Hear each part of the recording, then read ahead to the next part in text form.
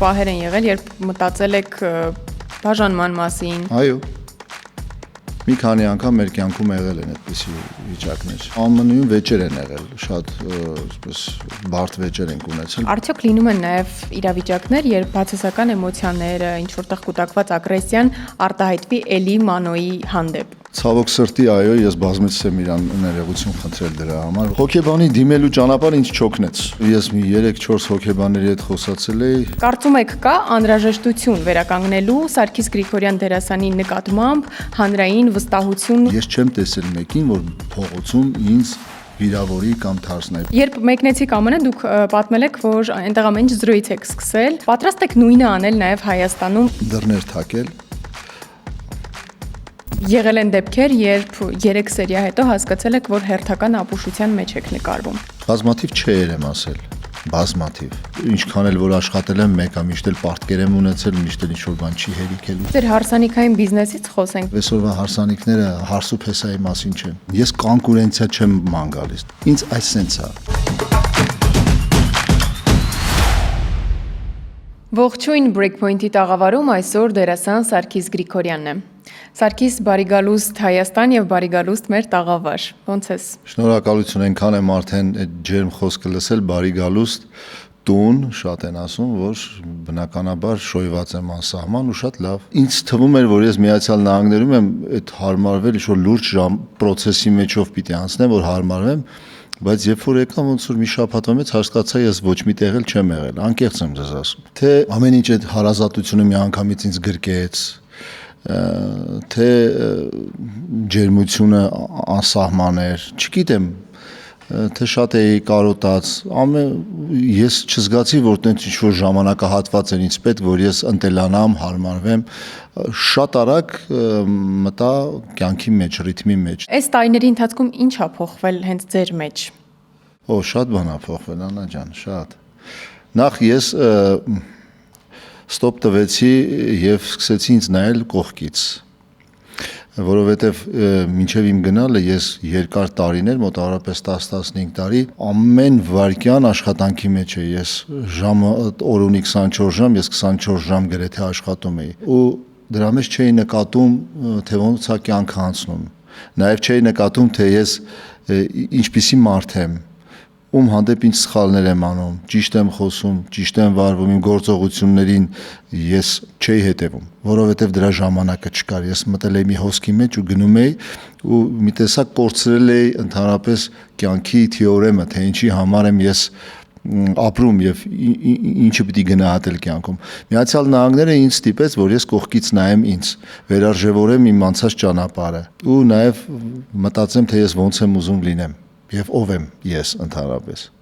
Սարգիս, ես խոստանում եմ այսօրվա մեր զրույցը միայն ԱՄՆ-ում ձեր ապրած տարիների մասին չլինի, որպեսզի ավելի համապարփակ լինի նաեւ մասնագիտական գործունեության մասին խոսենք, բայց կա մի հարց, որը չեմ կարող չտալ, որովհետեւ ինձ թվում է մարդիկ էլ դեռ ի վերջո չեն հասկացել։ Աստված դեպորտն է։ Ի վերջո ձեզ դեպորտ արել են, թե ոչ։ Ոչ։ Աննա ջան, ինչ անեմ, գնամ մի հատ էլ Միացյալ Նահանգներ։ Կգնամ, հանգիստ եղեք։ Այդ ժամանակ տեսնեմ ինչ են ասելու։ Մարդկանց պետքա խոսել, թող խոսեն։ Մարդկանց թեմա է պետք։ Հիմա նույնը ձեր հաղորդումը արվում է, որ տակը կոմենտներ գրվի։ Այսինքն խոսեն, մեկը մի բան ասի, մեկը մի բան, բայց ես ուղղակի կուզենայի խնդրել քննադատում եք, ձեր կարծիքն եք ասում, մարդկային ասեք։ Երևի զարմանքը նրանում է, որ սովորաբար Ամերիկա գնացող մարդիկ չեն վերադառնում կամ շատ տարիներ անց են վերադառնում կամ էլի հիմնական չեն տեղափոխվում Հայաստան ու այստեղ հարց է առաջանում ինչու։ Ինչ լավ չի։ Շատ լավ է։ Նվեջ։ Օրինակ Միացյալ վերջերս մի հատ հարցազրույց էի տվել, այնտեղ ասեցի, որ 90% ուզում են ետ վերադառնան, դա մեծ աղմուկ հանեց։ Հիմա ուզում եմ մի քիչ պարզաբանեմ, հետաքրքիր է։ Ուրեմն Միացյալ Նահանգներում եւ միջոցառումներ էի վարում, տարբեր առիթների նստում էի, գրեթե բոլորը բաժակ էին բարձրացնում, ասում են մենք պիտի վերադառնանք Հայաստան, այնտեղ է մեր տունը, մեծ մասը։ Ու ես լսում էի, ասում եմ մարդ, իրոք բոլորը ուզում են վերադառնան։ Իմ մոտ տպավորություն բոլորը, որովհետեւ գրեթե բոլոր տեղերում նույն զրույցներ։ Նույն երբ որ ես էլ 3 տարի առաջ արդեն ցանկություն կար վերադառնալու, ես էլ էի ասում, ես էլ էի ուզում, ու այդպես մենք բոլորս ուզում էինք վերադառնանք։ Հետո ես վերադարձա։ Ու սկսեցին գրել դուք ու եկա հարցազրույցի ժամանակ ասեցի, որ բոլորը ուզում են վերադառնան։ Ու հետո հասկացա, որ այդպես չի, բոլորը չեն Պարզվեց ուզում։ բոլորը չեն ուզում։ Գրեթե բոլորը չեն ուզում վերադառնան։ Շատ քիչ տոկոսը, որի համար ներողություն եմ խնդրում, ուղղակի իմ տեղը եթե լինեիք դուք բոլոր առիթների ժամանակ, որ ձեզ ասեն մենք ուզում ենք վերադառնալ, քո մոտ կարծիք կազմի, որ իրոք մարդիկ ուզում են վերադառնալ։ Դրա համար մի խնդրանք, կարաք չասեք դրա մասին ուղղակի։ Ապրեք։ Ոչ մեկ ձեզ չի բռնանում, դե դուք Հայաստանում ապրեք, Միացյալ Նահանգներում, Ռուսաստանում։ Ուղղակի երբ որ դուք մարդու մոտ ասում եք, ես ուզում եմ վերադառնալ, մարդու մոտ կարծիք է ստեղծում, որ դուք ուզում եք վերադառնալ։ Ես էլ էի այդպես խոսում, բայց ես վերադարձա։ Հասկացանք, որ ամեն ինչ կենացների մակարդակում է շարունակում մնալ։ Ցավոք սրտի շատ բան։ Սա ամբողջը չէ, բայց շատ բան կենացների մակարդակով ու մի տեսակ իներցիայով է գնում։ Մի հատ պիտի վերանայենք մենք ինչ ենք խոսում։ Ու արդյոք այդ խոսացածը իներցիա է, թե իրոք մենք այդպես ապրում ենք ու այդպես զգում ենք։ Սարգիս, նախքան ձեր մեկնելը, երբ այդ թեժ քննարկումներն էին ձեր շուրջ ծավալվում, հանդիսատեսի կողմից սերը վերածվեց ատելության։ Ինչի համար էին ատում։ Հիմա կհասկանանք։ Հիմա արդեն վերադարձել եք ու տպավորություն է, որ միանգամից մարդիկ էլի ձեզ հիշեցին, սիրեցին, այնուամենայնիվ, կարծում եք կա անհրաժեշտություն վերականգնելու Սարգիս Գրիգորյան դերասանի նկատմամբ հանրային վստահություն ու դրական վերաբերմունքը։ Ըստ ինչ եք դուք այդպես կարծում։ Ես ուտ ասում եմ ինչ որ տեսել եմ այդ շրջանում սոցհարթակներում 200 հատ կոմենտը դա նշանակում է Սարգիս Գրիգորյանին ատեցին։ Չեմ կարծում։ Մենք 10 միլիոն Բացասական էմոցիաները չզգացիք դեպի ձեզ այդ շրջանում։ Բացասական էմոցիաներ բոլոր դաշտերում կան, ուղղակի մենակ իմ մոտ չի, եթե դուք բացեք Facebook-ը, դրականը շատ քիչ է։ Այստեղ կարող եմ ասել մի 10% դրական լինի, որը խառնվում է այդ բացասականին, նույն ձևով էլ իմն էր։ Բայց ես ձեզ հետ մի հարցում եմ համաձայն, որ մեր ազգը ծանր է վերաբերում են մարդկանց, ովքեր գնում են Հայաստանից։ Դա միշտ եղել է պրոպագանդայի արդյունքում։ Ես կարծում եմ, որ ամեն մարդ պիտի ապրի այնտեղ, որտեղ ուզում է ապրի։ Անկեղծ եմ ասում։ Սա 21-րդ դարն է։ Ու մարդիկ պիտի ապրեն այնպես, ինչպես ուզում են ապրեն։ Ու իմ հետ գալը կապված չի նրա համար, որ ես ինչ-որ շատ կարևոր մարդ եմ, որ տեսեք ինչ քայլ արեց։ Ես ուղղակի ուզեցի տուն գամ։ Այդ միանշանակ, ես ուզում եմ մի քիչ խոսենք այդ էմոցիաների հետ կապված, որ ամեն դեպքում փոփոխություն կար, չասենք ատելություն, մի քիչ կարող է սուր Մի տեսակ նեղացել է, ես զգացի, որ օրինակ ընկերներիցս մեկի կնոջ հետ խոսում է, ասեց սա այնպեսի տպավորություն, որ քեզնից նեղացել էր ժողովուրդը։ Ոչ թե ատել էր, այլ նեղացել էր, որ դու թողել գնացել ես։ Ու հետո որ եկար միանգամից բան արեցին, քեզ ներեցին։ Ասեցին, վայ մեր սակուն եկավ։ Միգուցե կա այդպիսի բան։ Մենք մի քիչ ցավոտ ենք վերաբերում են մարդկանց, ովքեր գնում են։ Բացի գնելը նաև երբ որ օրինակ դերասանները, արտիստները սկսում են շատ հանրայնորեն ինչ որ բանի մասին խոսել, էական չի անգամ ինչի մասին։ Մարդիկ դա շատ սուր են ընկալում։ Դե հիմա դուք ավելի թեթև արտահայտվեցիք, ես քաղաքական լիքը գրառումներ էի անում։ Պատճառը դա էր, որ ես անընդհատ խոսում էի, նյարդայնացած ու իմ բողոքն էի հայտնում կամ իմ մեջբերումներ էի անում տարբեր։ Դա էր պատճառը, որ տարբեր ժողովրդի մի մասը ուրիշ դիրքորոշում ուներ, մի մասը ուրիշ։ Ես նկատել եմ, որ ես միշտ խոսում եմ այն ժամանակ, որ պետք է չխոսամ։ Ես պետք է մի բան անեմ այն ժամանակ, ամենասուր ժամանակ եմ անում։ Նույնիսկ երբ որ ես այդ քաղաքացիական դիրքորոշում հայտնում էի, այն ժամանակ ընդհանրապես ոչ մեկ չէր հայտնում։ Շատ քչերն էին խոսում դրա մասին։ Ու ես խոսացի։ Երբ որ թվում էր թե պիտի ես միշտ այդ ժամանակ առանձնացել եմ, չգիտեմ ինչի, այդպես է ստացվել իմ մոտ։ Այնուամենայնիվ ամեն ինչ հրաշալի է։ Հիմա կա անհրաժեշտություն վերականգնելու այդ ավելի շատ դրական վերաբերմունքը դեպի ձեզ։ Դուք զգում եք դա։ Կա այդ դրական վերաբերմունքը։ Ես չեմ տեսել մեկին, որ փողոցում ինձ վիրավորի կամ թարսնայի։ Բոլորն ասում են, նույնիսկ մեքենաներից գոռում են բարի գալուստ։ Facebook-ը եւ ռեալ կյանքը շատ են իրարից տարբերվում, անկեղծ եմ ասում ձեզ։ Իսկ Facebook-ում էլի կա այն բացասականը։ Լսեք, այդ բացասականները շատ կան, ասենք թոշակառու կանանց նկարներով եւ քաղցրավենիք տորթեր դրած կամ ծաղիկներ դրած բաներով, էջերով, չգիտեմ, չեմ էլ հասկանում։ Այդտենց շուտ հատուկ բան էջեր են, բայց ռեալ մարդիկ գրեթե չկան։ Իսկ ովքեր էլ որ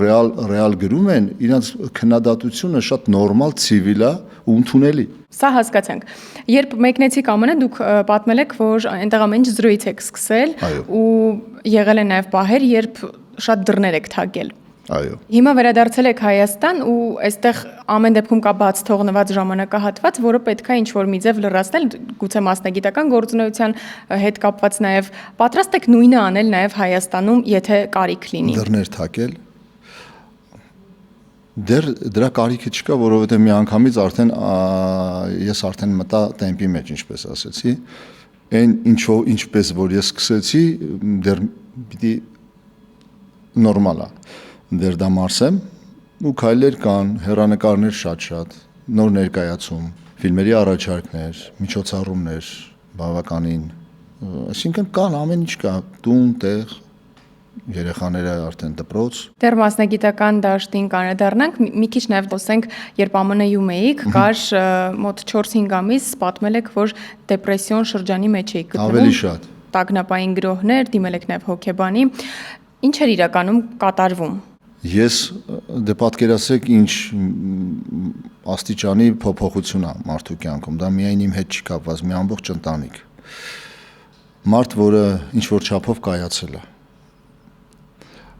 Արցախյան պատերազմ, դժվար ժամանակներ,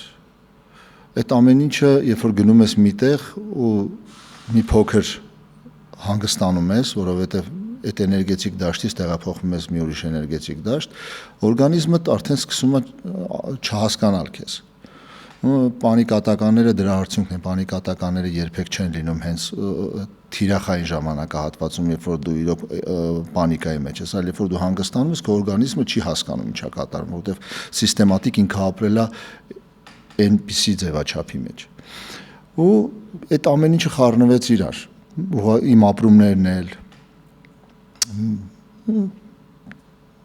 նորմալ էր, պիտի անցնեի դրա միջով։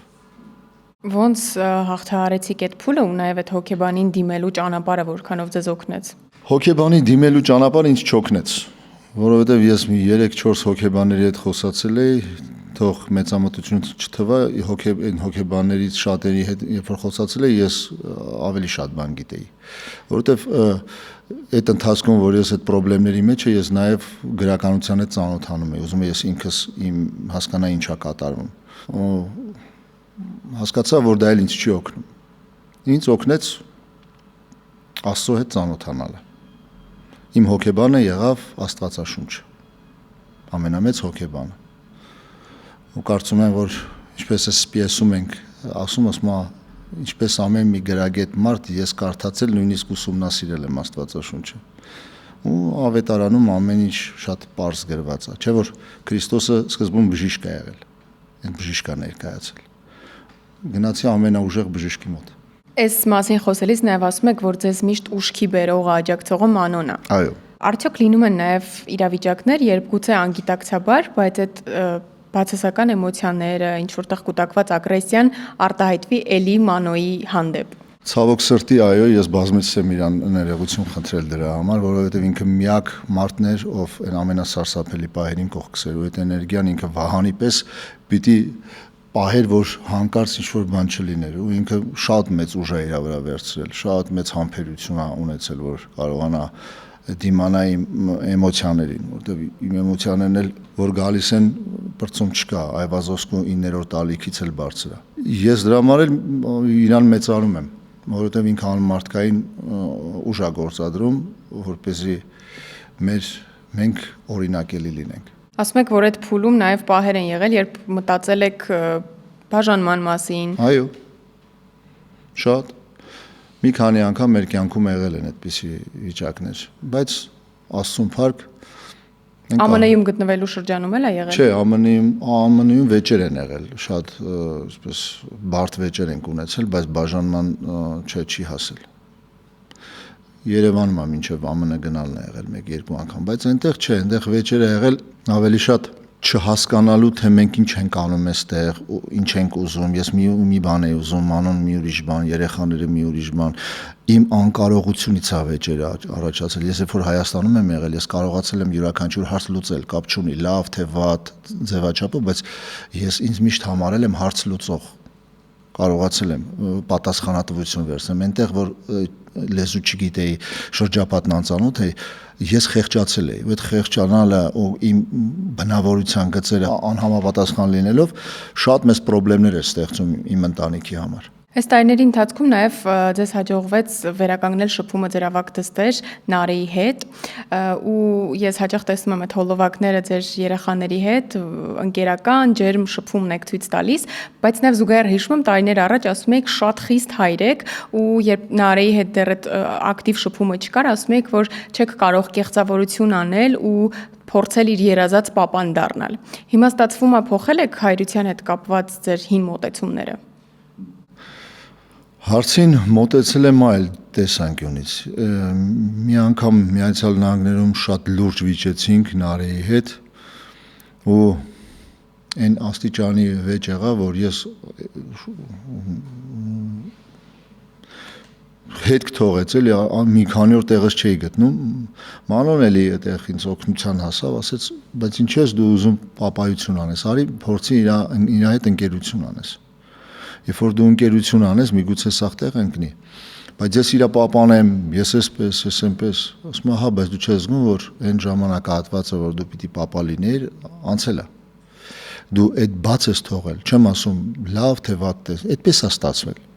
բաց ես թողել, ոչ մեկին պետք չի մեղադրել, այդպես է եղել։ Ու հիմա դու եկել ես ու հիմա փորձում ես 18 տարեկան աղջկան բացատրել, թե ինքը 5 տարեկանում, թե ինչպիսի պապա ես դու 5 տարեկանի իջած չի ստացվի։ Ու հասկացա։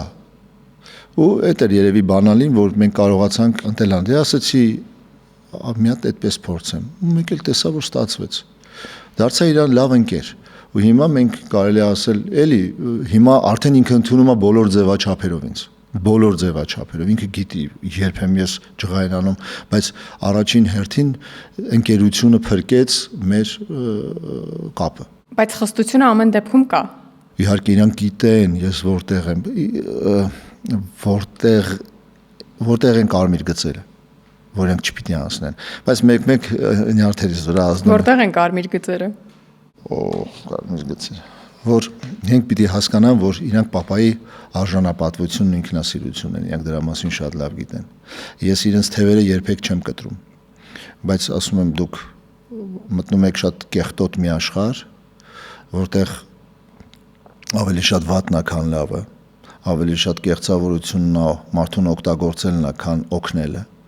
Ու դուք պիտի միշտ պատրաստ լինեք ու պիտի կարողանաք չտրվել գայթակղությունների։ Պիտի կարողանաք միշտ հիշեք, որ ավելի լավ է մի քիչ դիմանաք, քան թե միանգամից բացվեք, հասկանում ես, ձեր հոգին ու սիրտը տակ։ Իրանց հետ դրա մասին բավականին լուրջ խոսացվել է, ու իրանք շատ լավ գիտեն, ու իրանք շատ լավ տրինաժ անցած երեխեք են։ Մի քիչ էլի վերադառնանք քո բնավորության գծերին, ինքդ էլ ես հաճախ ասում, որ էմոցիոնալ ես, կռվարար, երբեմն կոնֆլիկտային ու շատերը գուցե քեզնից նեղանան։ Այս բնավորության գծերը խանգարել են երբևէ մասնագիտական գործունեության մեջ առաջ խաղացման համար։ Շատ։ Ընդհանրապես մի հատ այսպիսի խոսք ասում է խելոք գառը 7 մայրա, չէ, մոր կաթա ուտում։ Հիմա ես խելոք գառ չեմ եղել։ Հազիվ մի մայր այդպես։ Միշտ ըմբոստ եմ եղել։ Չասեմ ըստ իս անարդարությանը չեմ կարողացել աչք փակեմ։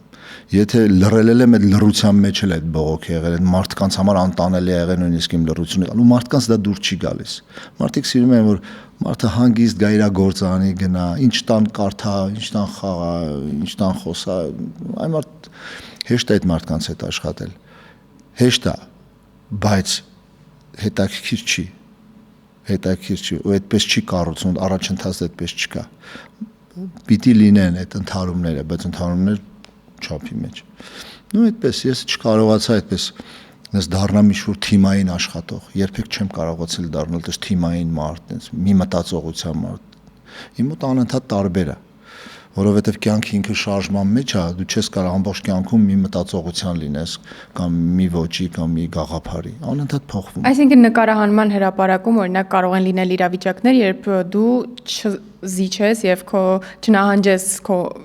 ըմբոս տեսակը ցույց տաս եւ այդտեղ արդեն կոնֆլիկտ առաջ գա։ Տեսեք, եթե ես մի բան եմ տեսնում ու չեն կարողանում ասել ինչի այդպես, ես դրա համար խոսամ դրա մասին։ Եթե բնականաբար ռեժիսորը կամ նկարահանող խմբից ինչ-որ ասում ինչ ես դու սենց անում, ասիկան սրա մեջ լոգիկա չկա կամ այսպես ճիշտ չի կամ սա հիգիենիկ չի, այս խոսքը ասելի չի ու ինքը կարող ասի ինձ ուղղակի ասի գրածա կարդա չբացատրի ռեժիսորը, դա իր համար ու իրավի մեջ լուրջ խնդրեմ կառաջացնի։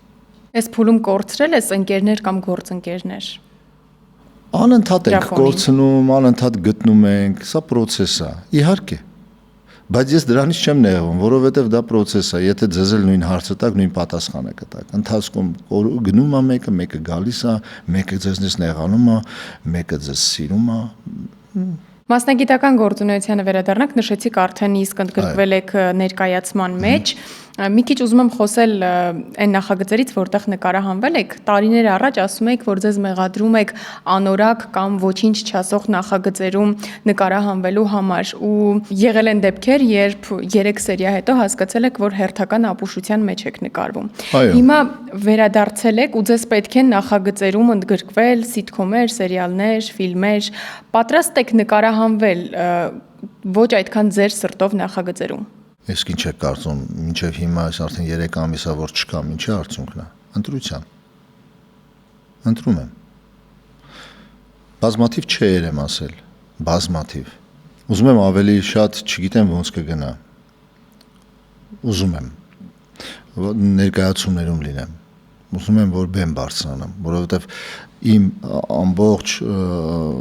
թատերական ինստիտուտի ավարտից հետո ամենակիչը որ ուշադրություն եմ դարձրել թատերական, թատրոնին։ Ու դա իմ մոտ եղել է միշտ այսպես երազանք, ուզեցել եմ միշտ բեմում հանդես գալ։ Ու երբ որ վերադարձա, Մանուել զրուցեցինք, իսկ ինչի ոչ։ Ու ինչն է ինձ ստիպում, եթե չլինեմ։ Փողի քչությունը, ինչ անեմ։ Ես միշտ էլ ինչքան էլ որ աշխատել եմ, մեկը միշտ էլ պարտքեր եմ ունեցել, միշտ էլ ինչ-որ բան չի հերիքելու, չի էլ հերիքելու։ Դրա համար պիտի զբաղվես քո երազանքները կատարածելու գործով։ Իսկ այդ չէերը, որ ասել եք, ինչ կրիտերիաներով եք ընտրում, որոնք են ձեզ համար այդ անորակն ու ոչինչ չասող ֆիլմերը կամ սերիալները։ Աննա ջան, գալիս են նստում են, ինձ պատմում են, նախ պատմելու ձևից, ներկայանալու, աշխատանքին, իրենց աշխատանքին վերաբերվելու, դերասանական մասնակցությունը, ովքեր են խաղալու, ովքեր են նկարելու։ Հիմա 3-4 հարց տամ ես արդեն գիտեմ ինչ եմ նկարվելու։ Այդքան դժվար չի էլի հասկանալ դա ինչ գործ է։ Եթե ասում ես սցենարին քիչ հեքիաթ է պատմում, չես էլ հասկանում ինչա, չգիտի էլ ոնց ներկայացնի իր պրոդուկտը։ Նստում ես հասկանաս ինչա ինքը նկարում, ինչ ա ուզում ասի։ Այդ հարցը արդեն վախենում ես տաս, ինչ քո չէ՞ որ ես կյանքում ամեն ինչ ինքնանպատակ չի լինում։ Ունի ասելիք, ասում քո ստեղծածի ասելիքը ո՞րն է։ Ասում ինչ։ Ասում ոչ կներես։ Բայց ամեն դեպքում հեռուստասերիալներին եթե վերադառնանք, էլի կնկարահանվեք երկարատև հեռուստասերիալներում։ Երկարատև չեմ ուզում։ Տեսեք չեմ ասում չէ, չգիտեմ, երբեք մի ասա երբեք, բայց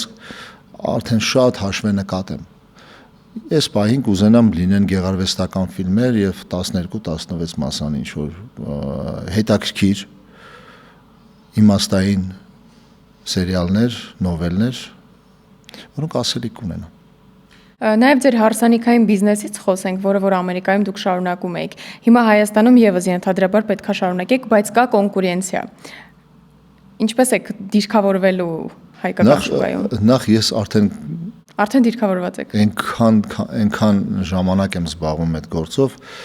մինչև գնալս ես առաջատարներից մեկն էի կազմակերպչական ոլորտում, հանդիսավարության ոլորտում ու այդ 5 տարիները ինձ նաև շատ մտորելու տեղիք տվեց, թե ես ոնց եմ պատկերացնում ընդհանրապես դրա մեջ էլ ոնց եմ ուզում որ հարսանիքները լինեն։ Ես կարծում եմ, որ կարամ ինձ թույլ տամ արդեն ճաշակ թելադրել կամ ուղղություն թելադրել, որովհետև մոտապես մի 15 տարի ես դրա մեջ եմ, եթե ոչ ավել։ Ու շատ հետաքրքիր ձևաչափով եմ ուզում մտնեմ այդ դաշտ, որը հաստատ կոնկուրենցիա չի։ Հաստատ այն ինչ ոնց որ ես եմ պատկերացնում հայկական հարսանիքները որ լինեն, որը շատ դժվար է լինելու։ Կարող ամսվա մեջ 1-2 հոգի համաձայնվեն, բայց իրանք մեծ հաճույք կստանան, որովհետև այսօրվա հարսանիքները հարսու փեսայի մասին չեն։ Դա նաև ենթադրում է շատ բարձր գներ։ Ոչ, ընդհակառակը զգացմունքը գների հետ կապ չունի։ Ցուցադրությունը գների հետ կապ ունի։ Բայց շուկայում կան շատ հանդիսավարներ, մարդիկ, ովքեր կազմակերպում են հարսանիքներ, վարում են, շոումեններ, եւ այստեղ որպեսզի ամեն դեպքում այդ կոնկուրենցիայի մեջ առաջ գնալ, պետք է կամ գնային ճիշտ քաղաքականություն վարել կամ այլ մեթոդ ընտրել։ Հիմա դուք ո՞նց եք փորձելու ձեր